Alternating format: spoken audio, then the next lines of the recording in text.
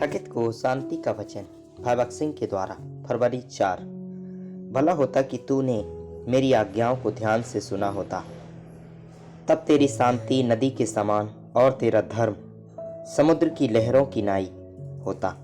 यशाया 48 अध्याय का 18 पद। दूसरा थिस्सलुनीकियों 3 अध्याय का 16 पद में हम शांति के बारे में पढ़ते हैं जो परमेश्वर स्वयं आपको देगा और प्रभु स्वयं सर्वदा आपके साथ रहेगा। यह शांति आपको बनाएगी और आपको अपनी उपस्थिति के प्रति सचेत रखेगी।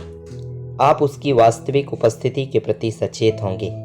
मसीह कहता है, मैं तुम्हारे साथ हूँ, डरो मत। उसकी उपस्थिति की चेतना एक अद्भुत बात है। फिलिपियों की पत्री 4 अध्याय का 7 पद में हम पढ़ते हैं, तब परमेश्वर की शांति जो समझ से बिल्कुल परे है तुम्हारे हृदय और तुम्हारे विचारों को मसीह यीशु में सुरक्षित रखेगी। यह शांति आपको भीतर स्थिर रखेगी। आपके आसपास एक सामर्थी सेना की तरह परमेश्वर की शांति आपको कम कर देगी। चाहे अकाल, आपदा, भूकंप या युद्ध हो, आप सुरक्षित और कुशल हैं। पवित्र शास्त्र कहता है, आपके बाल सभी गिने गए हैं और आपके आंसू कुप्पी में बंद रखे हैं। आप उसमें सुरक्षित हैं। यिर्मयाह नबी की किताब 33 अध्याय का 6 पद में हम इन शब्दों को पाते हैं, देख मैं इस नगर का इलाज करके इसके निवासियों को चंगा करूंगा और उन पर पूरी शांति और सच्चाई प्रकट करूंगा। सच्ची शांति आपको सभी घावों को चंगा कर देगी।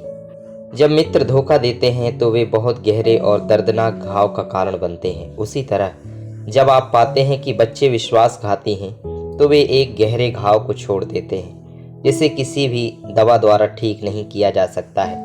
लेकिन यह शांति कभी दोस्तों या दुश्मनों के कारण होने वाले घाव को ठीक करती है। भजन संहिता 119 का 165 पद, तेरी व्यवस्था से प्रीति रखने वालों को बड़ी शांति होती है और उनको कुछ ठोकर नहीं लगती। कितने विश्वासी बहुत सहजता से नाराज हो जाते हैं। वे कभी कभी कई महीनों तक सभाओं से दूर रहते हैं। उनकी शांति दूर हो गई है क्योंकि यह एक सांसारिक शांति है, लेकिन परमेश्वर की शांति के साथ कुछ भी उन्हें नाराज नहीं कर सकता है। यह एक महान शांति है। जिसका मन तुझ में धीरज धरे हुए है उसकी तू पूर्ण शांति के साथ रक्षा करता है क्योंकि वह तुझ पर भरोसा रखता है।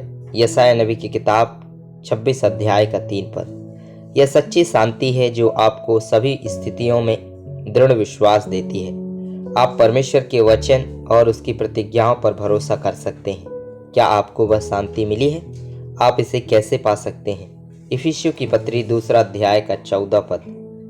वह हमारी शांति है। रोमियो की पत्री 8 अध्याय का 6 पद। आत्मा पर मन लगाना जीवन और शांति है। दिव्य स्वभाव प्राप्त करके हम सच्ची शांति पाते हैं। प्रभु यीशु मसीह की मृत्यु इसलिए हुई कि हम अपने पुराने स्वभाव के लिए मर सकते हैं।